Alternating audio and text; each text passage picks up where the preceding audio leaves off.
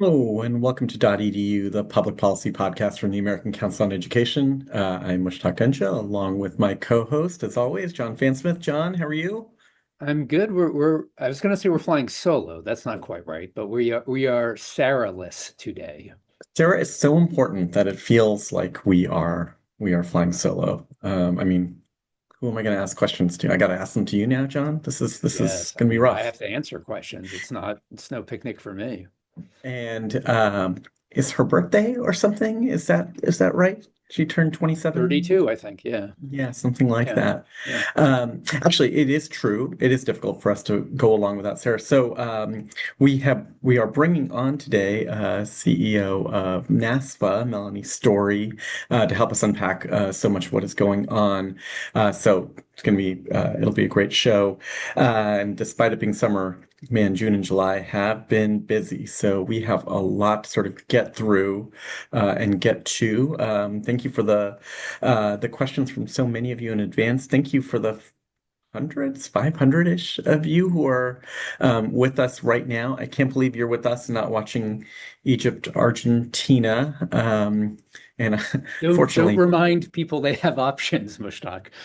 oh, I think they know. Hey, John, as a long-suffering Philadelphia sports fan, Hmm. which way do you prefer to lose? Do you prefer to lose 4-1 in a sort of beat down, or would you prefer to lose in penalties in a close match?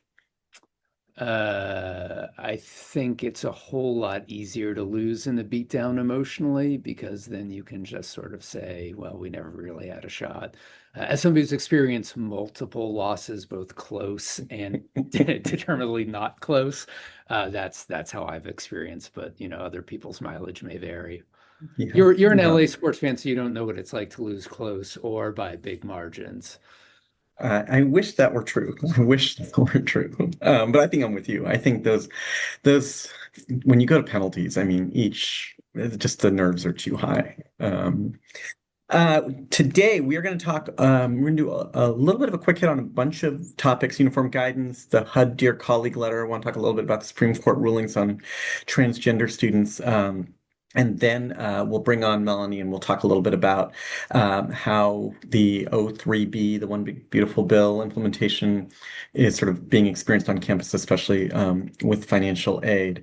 But maybe before we even get there, John, I know you have been following the ups and downs of first the housing bill that the president was set to sign that got passed by both houses of Congress, bicameral, bipartisan. President was all set to sign housing. There was a signing ceremony. Like, I think the stage was up. It was all set to go, and then it didn't. This happened last week. John, what happened? Why does it matter?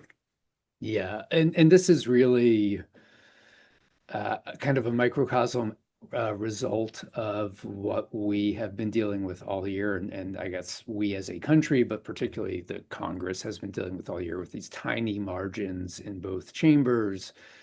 It's been really, really hard to make things happen.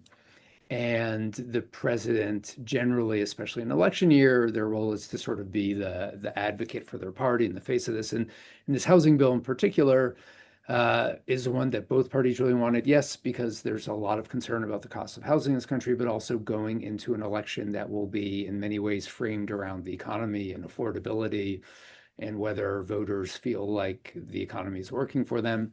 Both sides saw some real benefit in saying, I did something to address your concerns. The president, in a way that's really, I think, hurt a lot of Republicans far more than it's hurting Democrats, essentially said, look, I am stepping away from signing this bill. I will not do it until Congress passes the SAVE Act. If you are not familiar with the SAVE Act, I know you are, Mushtaq, not everybody viewing, maybe. This is a incredibly restrictive voting prohibitions bill. It would essentially eliminate mail-in voting, which is very, very popular, the use of which has grown pretty exponentially over the last decade, certainly through the pandemic. Very tight restrictions on what types of identification can be used to certify the right to vote, really creating a federal standard that supersedes a lot of different state laws in that area. It also has no chance of passing, right? Like there's a lot of reasons why Democrats would not support it. a lot of Republicans, especially those who represent, if you're a senator, states with large rural areas where mail-in voting has actually been really critical in increasing turnout and participation, don't want to see that happen going into an election year. President's being very inflexible on this, has riled up a number of particularly sort of very conservative members of the caucus, especially in the House. And as a result, what we have got is this paralysis. You don't need a lot of members to move in one direction to throw off the agenda. And what we have seen for the last 2 weeks, the House had to adjourn 2 days in of scheduled 4 days of sessions, in part because, as of last week at least, they couldn't get the procedural vote to move to open the business of the House because 12 members of the Republican caucus refused to align with the majority to do that. So everything is kind of imploding. Increasingly, given that the Senate is the place where SAVE can't go, the president has directed a lot of attacks at the Senate and Republicans in the Senate, and particularly Majority Leader Thune, who is very well liked by his colleagues.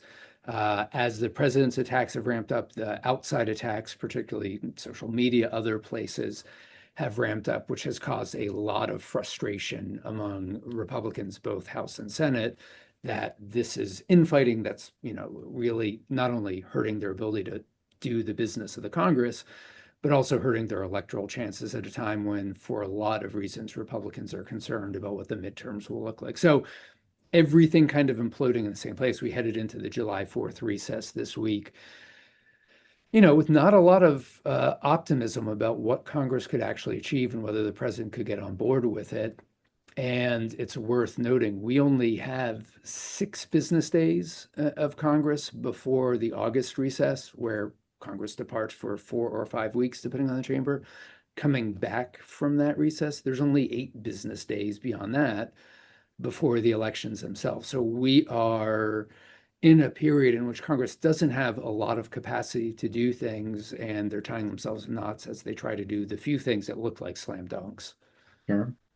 So, John, I've noticed that the president seems to want to attach the SAVE Act to other unrelated pieces of legislation. So he said he wouldn't sign the housing bill unless the SAVE Act was included. I think he tried to pressure the House to also attach SAVE to the NDAA, the National Defense Authorization Act. I feel like there's only one of two things that's going to happen. Either the president holds fast to this SAVE Act must get passed unless it must just get passed, period, and we'll try to attach to every piece of legislation, which will then make no piece of legislation go forward and will just be completely stalled, or he'll give up, or the House will overrule in some way, but the House members will back down. What do you think is going to happen here, John? Yeah, I mean, it's pretty easy, right? He has also asked that the Senate to blow up the filibuster process to move it. I don't think you would have enough Republican votes, even if that happened, to move it. He will continue to hold that. And look, I won't pretend to understand his thought process on this. Certainly, Republicans on the Hill are very concerned about it, but even more so, there is some belief that he doesn't really care about the chaos it's causing it, that it is building in a justification for losses Republicans might experience in the midterm election, when really what, I think most people who do polling and surveying of the American public will say is a lot of dissatisfaction with the administration's economic policies and foreign policy are driving frustration with Republican candidates. So, he doesn't have a lot of political incentive to himself of holding the line here. It certainly won't help him get stronger Republican representation in Congress. That said, it doesn't seem to be something he's particularly dialed in on or cares about so far.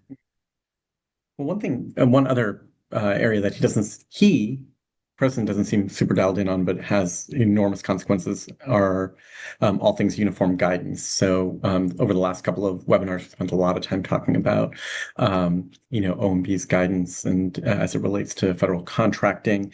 I think, John, correct me if I'm wrong, AC will be submitting our comment letter tomorrow. Anything you want to say about that letter and what our institution should be watching out for and what we would hope that they might do? Yeah, a couple quick things. I won't go too deep into this because we covered it in depth last time, and I know we have a lot to cover, but this is the process by which essentially the entire federal government, they will establish the rules by which federal financial assistance is uh, awarded, and particularly thinking about grant funding. And it would, short and simple version, it would make the entire process highly political, subject to abrupt terminations, cancellations, and wholly aligned with whatever parties and powers political ideologies. We are submitting our comments tomorrow. We've had a really strong response among other higher education associations. There's over, I believe at this point, 90,000 comments have been filed on the website. It impacts things way beyond higher ed, right? So not all those are from the higher ed world or the scientific research world. And the reason we are releasing ours tomorrow, the deadline is actually Monday. We want to make sure that any institutions that are out there that want to weigh in have a template they can use, can see some of the points we've made.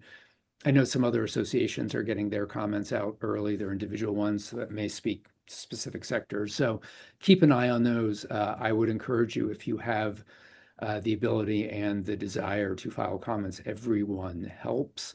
I'll also note today, Senator Susan Collins, Republican chair of the Senate Appropriations Committee, put out a statement on, and I think it's important, on the Appropriations Committee's website, not on her own website, asking OMB to both take out the pieces that would hurt scientific research and as well as small and rural communities, and also extend the comment period by 90 days. The reason I said notably on the Appropriations Committee's website, I think a lot of people believe the only way this rule gets blocked, not that the administration will heed the criticism coming from both left and right about this proposal, but that the Congress may step in and block it through appropriations. And certainly having the Republican chair Sure. of the Appropriations Committee send a signal like this, that she is already unhappy with the direction it's going and wants major changes.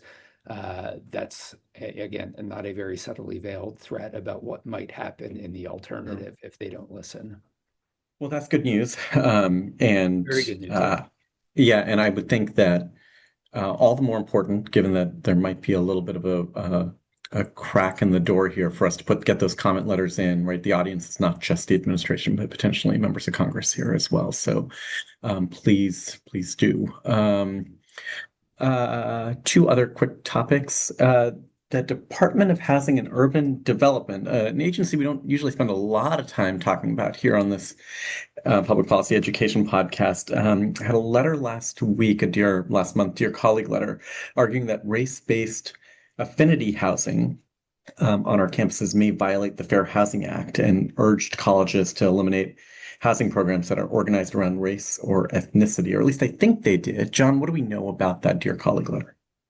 I mean, there's so much about this that I guess raises questions, further questions. One is that the letter itself, as far as we are aware at this point, has not been disseminated on HUD's website or to institutions where people have been able to see copies. The letter has been shared with associations. It was shared with a couple media outlets, New York Post being the most prominent.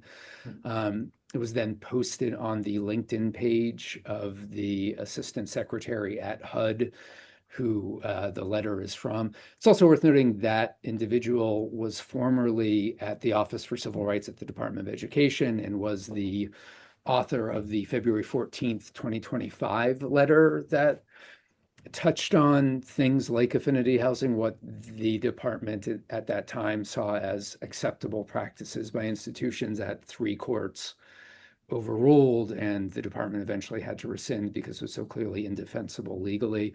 There's a little bit of a continuation here. That person has moved over. They're sort of beating the same issue. It is very likely to be defeated in a legal challenge. I think it's probably meant more to scare institutions. The one thing before we move on to anything else, I wanted to share this quote with you, Mushtaq, because as a constitutional law scholar and a scholar of American history, I would like to get your take on this. The second paragraph of the letter, don't know if you read it, but it starts with this sentence. quote, "For decades, American youth had the privilege of growing up in a post-civil rights movement America completely removed and repaired from its past tolerance for racial injustice." Um, I'm just curious if that description of where we have been over the last few decades jibes with your understanding of both where discrimination law is in this country, as well as the American experience. As somebody notes in the chat, yikes. I'm not going to actually ask for a response for you on that, but yeah, Um, I was Surprised. gobsmacked. Yeah. Yeah. Let's do this. Institutions shouldn't confuse, to the extent that this is a Dear Colleague letter, actually is, and not just disseminated on somebody's LinkedIn page, like actually gets disseminated. We should remember that Dear Colleague letters are not binding law, right? They are merely statements of how the administration is interpreting a particular segment of the law. Until we know what the courts say, we don't know. Doesn't mean that we should ignore it to the extent that it comes out. We should inventory our affinity housing programs. We should make sure that they comply with the law. We should review admissions criteria. We should do all the things. General counsels on our campuses should be aware. But I mean, as you said, John, this may be a sort of an attempt to have us over comply, and let's just take a deep breath before we go too much further. And if it becomes a thing that we need to discuss, certainly we will discuss it in future episodes of .edu. Last topic, John. Supreme Court ruled last week on a bunch of rulings, including on executive power and on geofence warrants and the Fourth Amendment, which I enjoyed reading. And then a ruling, of course, on transgender students. This was a decision that was sort of anticipated by us under this court. Supreme Court upheld Idaho and West Virginia's laws restricting participation on girls and women's sports teams based on biological sex, holding those laws do not violate Title IX, and they rejected an equal protection challenge as well. John, what do we need to know about this ruling, what it might mean?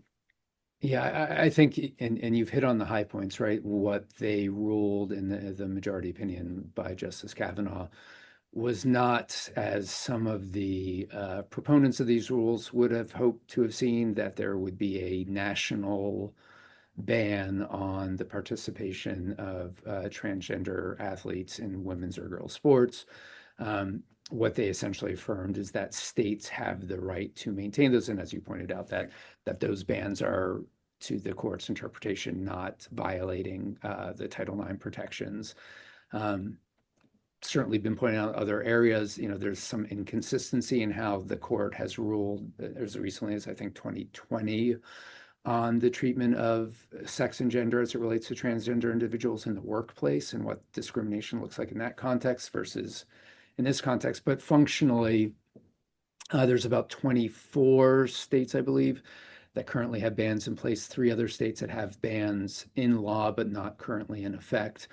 Those will be allowed to go forward. The court is upholding those. It does not mean in states in which those bans are not in place that they will have to adopt limitations on the participation in athletics. The other thing, of course, is that as a result of this, the NCAA had already put in place a policy that effectively mirrors this. So to the extent in the higher education space, there is a impact on our athletics programs. That impact's already been in place. Certainly institutions in certain states could have club teams or other, recreational teams in which that participation would be allowed.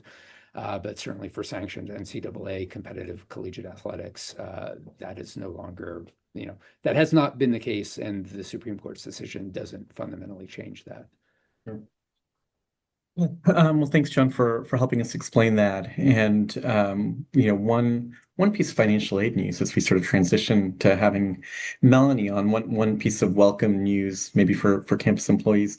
2 federal district court judges recently blocked the Department of Education's recent rule that would have excluded employees of organizations deemed to have a substantial illegal purpose from the Public Service Loan Forgiveness Program. The courts concluded that the department likely exceeded its statutory authority and that aspects of that rule violated constitutional protections. That rule has been vacated for now, at least while litigation continues. So, that probably didn't affect.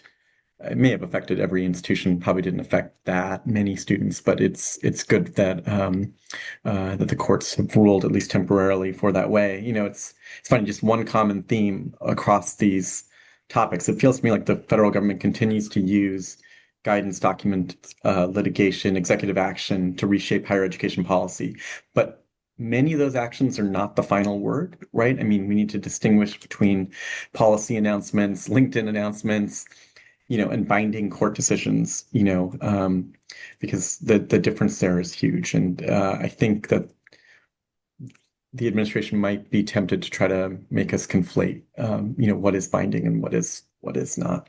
And with that, if we could bring on Melanie Storey. Melanie is the president and CEO of the National Association of Student Financial Aid Administrators. Melanie, I think you've been in that role for just over a year, if I'm remembering that right. Anything happen in that year, Peaceful, Melanie? quiet entry into the role. Um, and Melanie, I mean, we're gonna ask you if I can see you, we are gonna ask you a whole set of questions about. There you are. About sort of what financial aid administrators are dealing with right now. I don't know how often you join this webinar, but often we end by telling everybody to go find their nearest financial aid administrator and give them a big hug, and wish them strength through this trying time. So thank you for joining us. Can't wait to unpack some of these changes with you. Melanie, just to start. Yeah, go ahead, Joe. Before you start, I actually, and I apologize for putting you in the spot here, Melanie, but I wanted to ask you what I have heard is the singular most pressing issue among your membership that in over a year of your leadership you've yet to address, which is when will you bring John Fansmith back on the Off the Cuff podcast? I get it all the time. It seems like you're dodging the issue, and I don't want to create a leadership crisis, but I was going to say Sarah is a tough act to fill in for, but that I would do my best to pick on John in her stead because it's like sport. But apparently, you've beaten me. You've beaten me to the punch look, here. I knew it was coming. I had to get my shots in first. Yeah, Melanie. Well, I don't know, John. We'll still have to wait and see. We'll wait and see if you're. I mean, Off the Cuff is one of the premier podcasts of higher ed, predating .edu. So. I mean, some would argue it slipped recently, but fine. I accept that. Okay, so Melanie is definitely doing her best, Sarah. And feel free to keep making fun of John and just arguing. I think that generally. I mean, I just like to keep the tone, consistent for everyone. That's good. Melanie, all right. So July 1st has come and has now passed. There were a whole set of new loan changes. And that will impact campuses. What are you most paying attention to, and what can campuses do to sort of support our students, with these new loan models? Yeah, thanks. So, yeah, July 1 has come and gone, and the sky hasn't fallen, but we're barely holding it up, I think, right now on all of the changes. And I'm just coming off of our national conference, so really had the opportunity to talk with financial aid administrators who, I mean, really, July 1, people were like, get to July 1. Well, for financial aid professionals, July 1 is really the starting gun of a marathon that's going to continue into the fall, at least through the next year, likely more, depending on how some of these lawsuits go. And quite frankly, we're entering that marathon already pretty tired. It's been sort of an ultra marathon, if you will, that we're still kind of running. But by and large, I mean, I came out of the conference feeling like this is an incredibly resilient group of folks. They are. I said I would retire the word unprecedented because I'm just convinced that it's no longer. It no longer means what you think it means because it just keeps happening. But clearly our focus leading up to this and going forward is all, we call it OB3, have one big beautiful bill, Working Families Tax Cut Act, HR1, reconciliation, call it what you like. That is, that remains our focus. I mean, really, I think right now where my members are really desperate for information that they can count on and that they can clearly communicate to students and families. These are really complex changes, some of them seeming very kind of behind the scenes and hard to relate to students and families, but how very important they are, right? Unfortunately, for financial aid, so much is in the details that then we have to translate it to like, what is the real impact on students and families and on institutions? And that can often sound really weedy. And so, we're constantly trying to help our members kind of identify the issues in a broader context. Something like schedule of reductions, which I'm sure we'll talk about going forward, but can have huge impacts, not just on how a student finances their post-secondary education, but it could have impact on the enrollment and the financial stability of an institution going forward, depending on some of the really kind of weedy impacts. And so making sure that college and university leaders are aware that these, kind of what seemingly minute changes can have huge impacts. But being able to communicate the details to different audiences that will be significantly impacted is kind of front and center. And I personally, on behalf of NASFA, just really worry. Thanks for the hugs at the end of the podcast, right? But I do worry about just the ongoing volatility for the financial aid profession. It was already a challenge to staff offices with the appropriate expertise and sufficient resources. It isn't characterized as an easy place to work these days, and so not an easy place to recruit. Maybe not quite as hard to recruit as federal student aid is right now, but still pretty hard to recruit, folks into the profession. And so just really being an advocate for the profession, for to your members, to college and university leaders, that hugs are great, resources also super important and really critical broadly to the institution and to the students and families you enroll. Yeah, and you're getting lots of hundreds and other affirming comments. Did I load the audience with all my members? Well, they're always welcome. So, no, but like, let me dig in a little bit on this too, because I think, I spent a lot of time trying to explain to people what's happening, and there's the 30,000 foot like analyst level of talking about these things, and then there is like take grad professional definition, for example, right? We had a definition that was in the statute that was very, very different than how the department chose to interpret in the regulatory process. And then 3 days before the July 1st deadline, we had a court weigh in to say that the department erred in the regulations and that they needed to follow a new 4-point definition reflecting language from their own regulation. And the department amended which fields. Just maybe for our broader audience who aren't living this nightmare, how do you explain to a student what this means? What does that actually look like on a campus when you're having these conversations, when literally within days, the rules are changing? Yeah, well, it's a lot of what you started with. Trying to wrap your arms around it. So, right, just if, on the Friday before, right, July 1, the court issued a temporary stay, but then you get complicated. It's a stay not on the merits, a stay on the process, right? Like without even getting into that level of detail. The other thing so financial aid professionals immediately have to read it, look at ACE, NASFA, everyone, try to figure out what does this really mean today and in 4 days, right? Like what does this look like? They have the added pressure of, particularly graduate students are watching this issue very carefully. So they are immediately calling their financial aid office. I sometimes joke that financial aid offices are the Ghostbusters of campus. Like, who are you going to call, right? Like, they're the ones that take the calls, right? Like, can I get another, am I eligible for $50,000? And our kind of advice to our members has been, I know it's frustrating, but we all have to take a beat, right? Like we need to take a beat on this because while yes, some additional fields were designated as professional in this temporary order, we need to look at the long-term implications of that while we are in this time of uncertainty.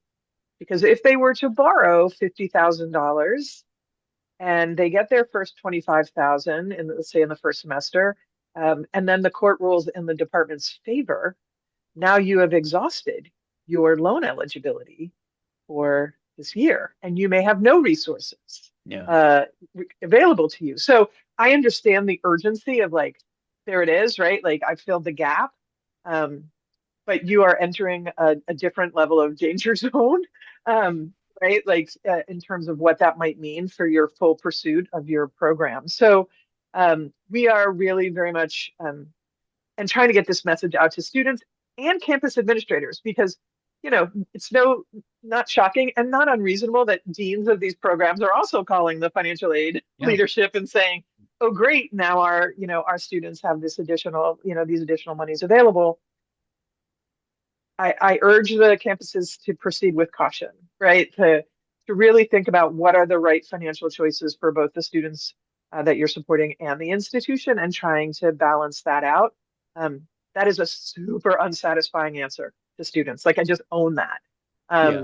But if the goal is really to get you through the program, we have to kind of ride some of the uncertainty. And this is really an exercise in living with ambiguity, and it's not comfortable for anyone.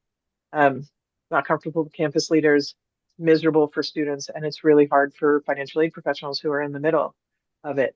But I think each campus needs to kind of come together, and all of the relevant offices, from the financial, the chief financial officer to financial aid, the deans, all of it, and figure out what is the right path for our students based on your price point, your length of program, all of these things. So while we are glad that the courts, are kind of weighing in on this to make sure that we are on the right path, it does add yet another level of complexity for the counseling of students and for the administering of the programs.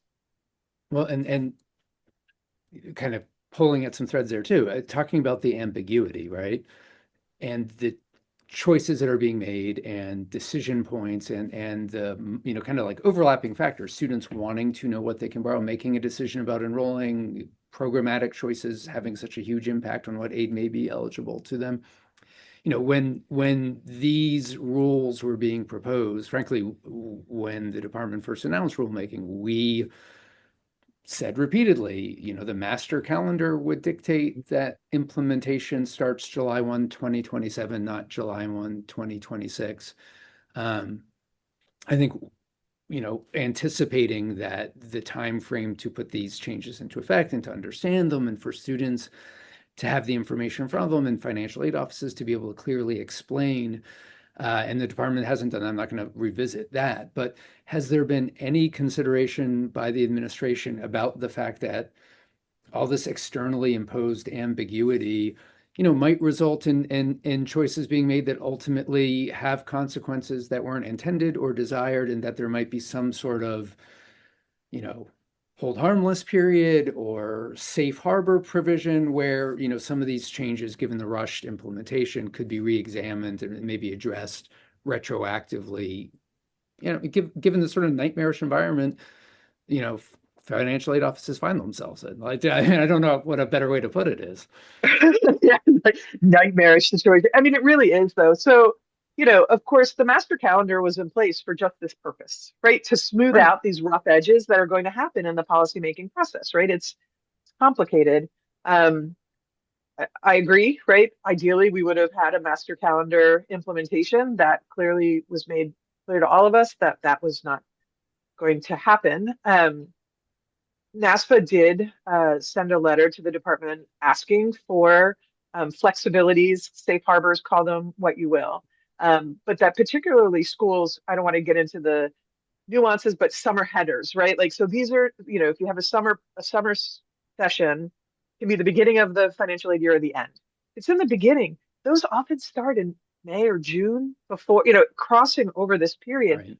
they had to make decisions on the 26-27 award year before we had even published rules, no less. We don't understand some of the interpretation of the published rules. So we did ask for those flexibilities. What we have heard, and Undersecretary Kent said this at our conference last week, they are signaling that they will provide, they will look they will look at institutions as long as they are doing their due diligence, doing their best to implement based on the information they have at the time. Now, that is not a very comfortable space for financial aid administrators who are important stewards of billions of dollars and take compliance very seriously. Now, while it's helpful to hear that from the department, and as that relates to program reviews, that's somewhat helpful, right? Document, show what you did on the time you did it, what was in it, in effect at the time that you did it. That said, we have other auditors, institutional auditors and state auditors and others for whom that may or may not prevail in any way. And that is a very disconcerting place for financial aid administrators and should be for the entire campus leadership team, because non-compliance issues can result in serious financial fines and implications there. So we, continue to kind of press for that, to try to document things as they evolve. That gets increasingly complicated now that we're in these kind of stays and different court actions. But the most we can do is try to do our due diligence each day based on where we are, and try to work students through it. The hardest part, of course, is that changes result in the needing to reduce aid or take aid back. And so schools are very reluctant and are very careful about over-awarding, because that can really be devastating to a student's enrollment, and stop-outs often become dropouts. And so with an eye to that, it is a really nightmarish kind of time, given all of the different moving pieces right now.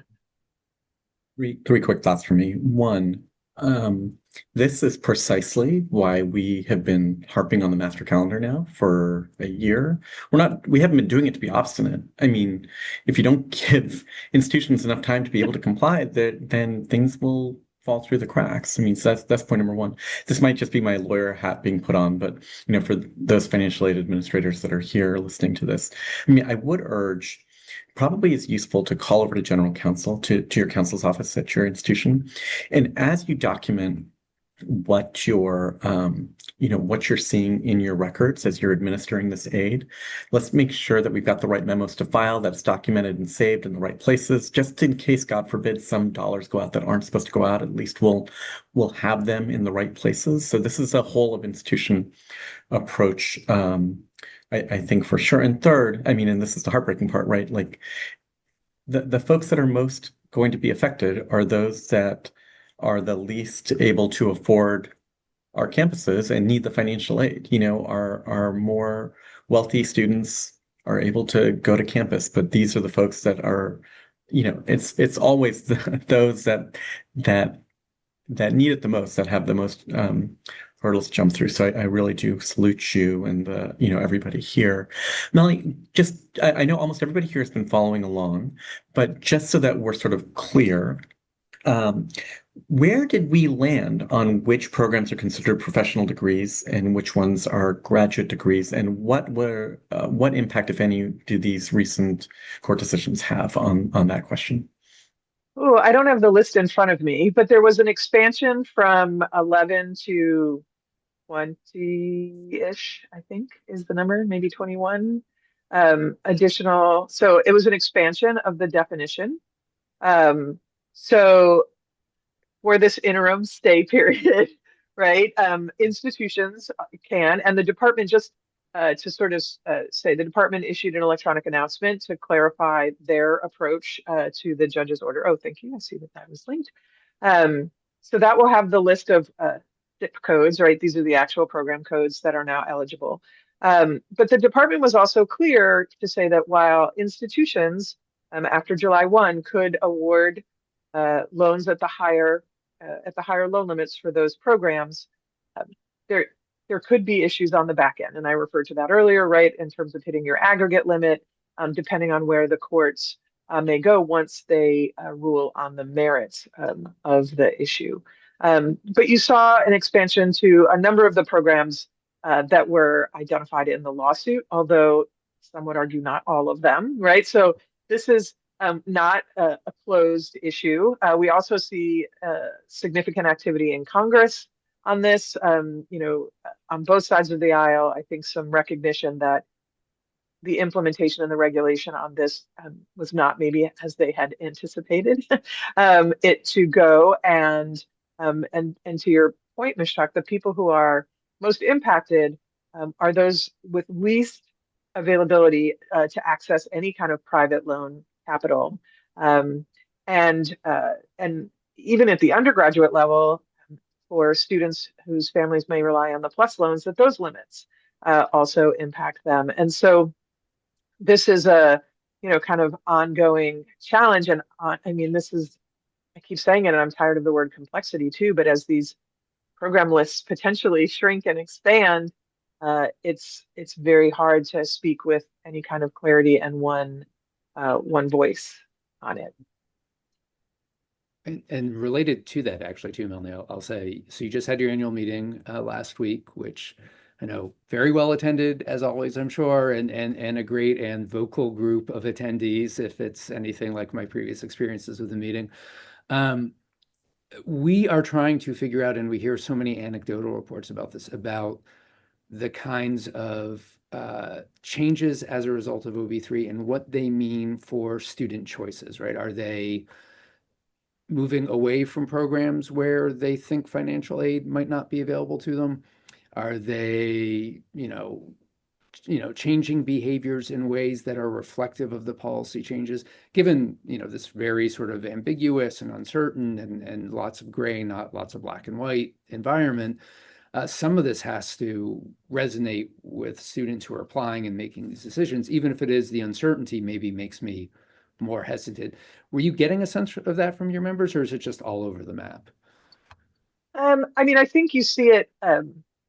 You see a difference by type of institution, right? I think certainly those who are I can't say it's either just private nonprofits or just public fours, because depending on your out-of-state population, right, like they're going to have a different financial picture. But I did hear, kind of overall, sort of, it does throw the sort of admissions calculus into some disarray as well, right? Like, say what you will about enrollment management, right? But it is about building a class and doing all that, but it's based on data, historical data, right? In terms of choices and aid and all of the things that are offered. And when you have this kind of significant impact on what's available, people are looking at their choices differently.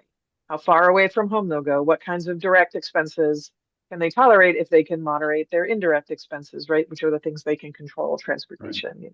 Those kind of things. But, and then I don't know that, particularly at the undergraduate level, I don't think that program choices have really kicked in yet. We may talk about the accountability rule. I think that's where you'll start to see, real impacts on program choices. I think, based on what has happened over the last year and a half, we have already seen challenges for graduate and professional students in terms of their enrollment. I think in today's trades, there was a significant decrease in PhD enrollment, right, was reported, right? Like we're starting to see that, how it's a confluence of issues, right? Like it's international students, it's challenges to research dollars, but all of this ties into the financial picture for colleges and universities. And what kind of aid is available, either from the institution, from the state, from the feds, is part of that aggregate pot of monies available. And ultimately, I think it's reasonable that we're going to start seeing shifts in enrollment. It may be starting at the graduate level, but I think that's not going to be the end of it, going forward. Yeah, I think obviously institutions will have a better sense of what's happening on their own campus, but I don't know that there'll be any more closely watched enrollment reports over the last 2 decades than the ones we're going to see in the fall, and what the trends are looking, especially like you said, at the graduate level. Yeah. And summer melt, we know kind of what it looks like now, right? But come August and September, who arrives on campus will be very very closely Yeah. watched.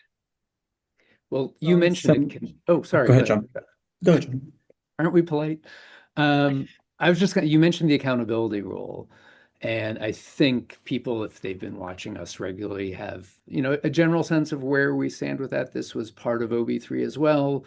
This was the idea that every academic program from certificate through PhD level would be assessed. Essentially, its quality and ability to access federal financial aid would be determined on a pretty simple earnings premium test. If you're graduates 4 years out, we're earning more on average than a comparison peer group of either high school graduates 25 to 35 for undergraduate programs, or graduate programs measured against BA recipients 25 to 34 within their state or nationally, and other sort of criteria. As long as their earnings exceeded those averages, the program retains eligibility. If they fail it for 1 year, every student, current and prospective, applying to those programs gets a notice that this is a financially non-beneficial program. And then 2 out of 3 years, you lose access to federal student loans. And then in some cases, if a large enough portion of your students or the Title IV aid going to that program, 50% or more, then you lose access to all federal financial aid for students in those programs. That went into effect July 1st. There's some tweaks in the final rule that we saw in the last couple of weeks that just came out. What I think most of the coverage followed in on, and one of the reasons I sort of asked about trends in enrollment was, certificate programs. Certainly certificate programs being held against the earnings of high school graduates who in some cases may be, 8, 9, 10, 11 years older, further in the marketplace than them. Challenges, religious institution or religious programs, social work programs leading to fields that are generally low earnings, all of those being at risk. Certainly, department, their final rules included delaying for a year tip income, because now tips are not taxable anymore. And I think cosmetology programs in particular look like they're going to be very hard hit by the accountability rule. You mentioned we might see the trends coming from that. Has there been a lot of discussion in the financial aid community about what this accountability rule will mean for the programs on their campuses, whether they're seeing trends in participation or interest in those programs or is it too early? So I think, I want to say yes, but I'm going to say no. In candor, right? Like, there's an awareness of it, right? Like, and there's been some really good analysis, done, to try to get at what programs are going to be impacted, whether campuses are doing it, on their own programs, trying to gather the data, or other folks are doing it. But from the financial aid office perspective, the loan, the workforce Pell, the other changes were so kind of immediate and enormous.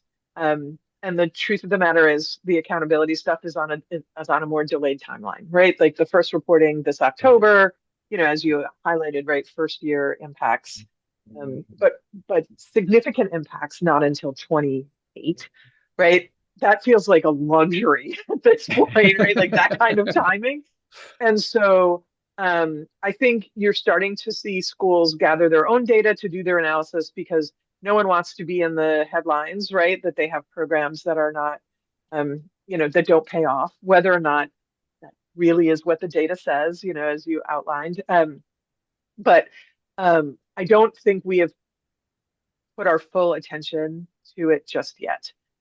Trying to sort of get to July 1 and sort of, I would say, at least get through this fall to kind of understand with all of the changes. And then I think we'll see more attention to the accountability data and what that's going to look like. Also, we just got the final rules. I suspect we'll get some more guidance on that. Although guidance has been hard to come by, in the traditional sense through this process, I'm hopeful that on the accountability pieces, we'll see that. But, program level accountability is a big deal, right? Like, it can have huge impacts on an institution depending on the kind of makeup of their programs, but it's kind of like a quiet killer in some ways, right? Because for some schools, it won't have the they may quietly close programs before, it becomes an issue uh, as kind of a preventative effort. But again, I don't want to get into sort of the data details, but is it really saying what the concept that you should have greater, employment outcomes with higher education is not an unreasonable concept, but how Sure. one measures that is incredibly complicated. And the timing of that, like you said, certificates versus, degrees, those kind of things. And so I'm also, as you know, sort of the GE financial value kind of metrics that we were living with before. I think we're on, I don't know, round 4 of those, right? Because of the complexity. Right. There's this part of me that feels like we're not done yet. I mean, when the data starts rolling in, I think there'll be a lot of questions.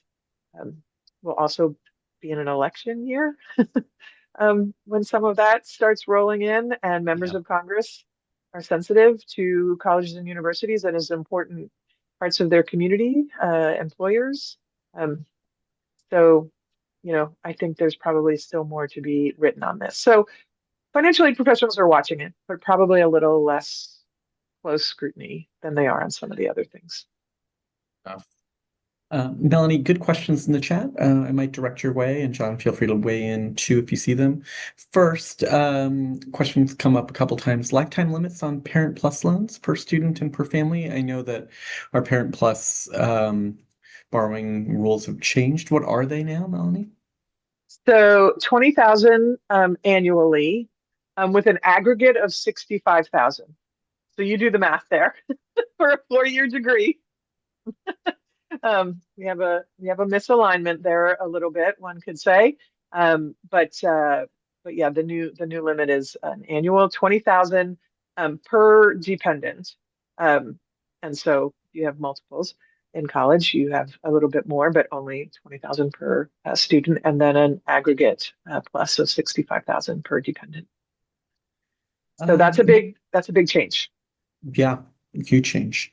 Melanie, there are a couple of references here to something I'm a little unfamiliar with, the Minnesota Grad Plus model. Can you explain what that is, if you know what it is? I don't. Yeah, so I think I know what it is. But so this is so we're seeing a number of states, Minnesota being one, and some institutions, in response to the loss of Grad Plus, are creating their own loan programs, backed by either state bonds, backed by the state or by the institutions. And so this is, I think there was an expectation, and I think it's a reasonable expectation, that the private loan market would step in to fill some of the gap, at least. At least what I'm hearing from my affiliate members, like they want to create new products and tools to help these students, but quite frankly, they are also bound by new lending rules and important underwriting rules. They can't just, we've been through other financing crises, right, in the housing market and others, when we react without data. And so I think, we're in a really kind of painful place right now where the private market needs to gather some data before they can figure out what kinds of products and services they can offer to a wide swath of students who perhaps don't have the kind of credit availability or cosigner access that others. And so in recognition of that, I think you're seeing states and institutions who have the resources and the wherewithal, the political will to do that, to find some, I don't know if it'll be permanent or bridge funding until this shakes out. But, the loss of Grad Plus, I mean, there is a 3-year grandfathering or legacy, call it what you will. But for new students, for those who were planning to enter this fall, Right. that was a real shock to the system. They applied last fall, right? And all of a sudden, so I think so. The Minnesota plan is one of those that we're seeing emerge. Well, would love to gather as many examples of what is actually happening and what states and others might be able to do, because I think John and Sarah and I have been discussing, how do the private lenders sort of come in, how might states bridge? It's a real challenge. Yeah. I mean, I think we will see the private lenders come in, but more slowly than the students who are attending right now need.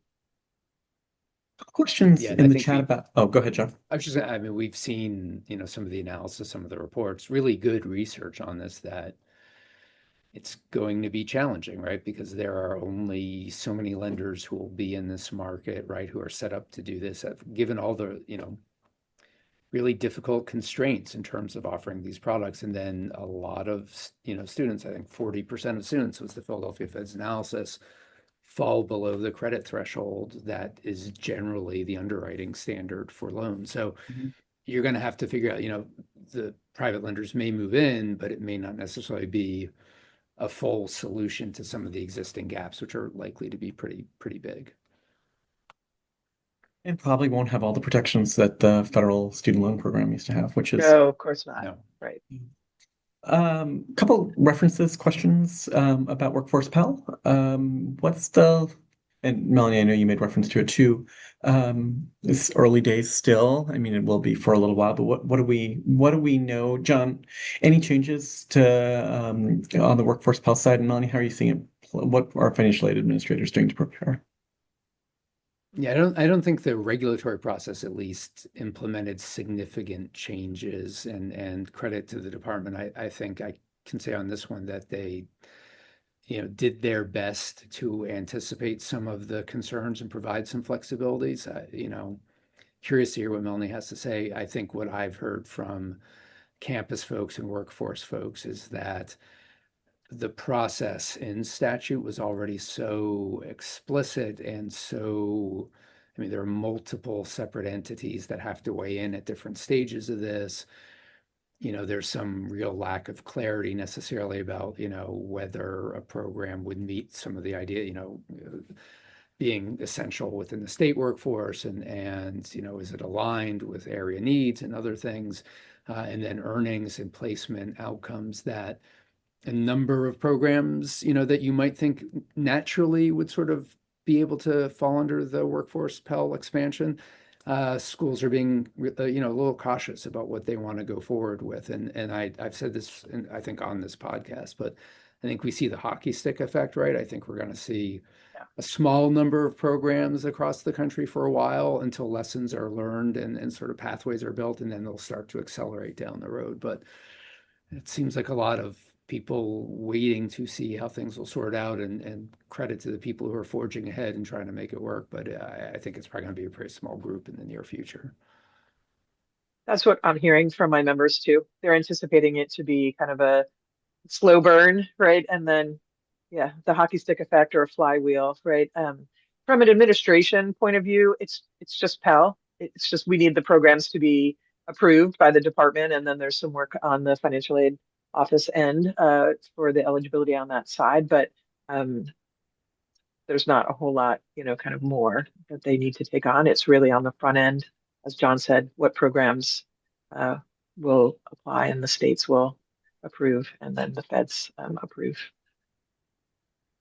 We are almost at time. Let me ask one last question, Michelle's question from the chat. What's one thing that you think we should be looking out for, or both our financial aid administrators, Melanie, maybe you can take that, and John, our sort of, the administrators on this call. What's the next thing to sort of watch out for over the next few weeks? Melanie Oh, a first. few weeks? Oh, goodness. I was hoping we were like next year. What should we be worried Down the about road. next year? Can we please have a breath? No. I mean, so I'll take it first. And then, so in the next, I'll say semester, right? Like I'm going to say a few weeks this semester. I do think schedule of reductions is a sleeper issue. We have very limited guidance on it, although the department assured us they would be putting out more. It is a very complicated process, despite it being told that it is very simple, just because of the level of nuance and circumstances that are there. So it tends to be outrageously manual. I mean, even though the systems are racing to catch up, there still will be so many adjustments. And the workload of that is panning out to look really extraordinary and has incredibly difficult implications for some of the students on campus. So schedule of reductions is going to anger students and families, I think, this fall and into the spring. And as I mentioned earlier, could have enrollment impacts. If I'm pushing out the lens a little bit further, um, I do think some of the additional regulatory efforts are something that financial aid administrators continue to need to watch.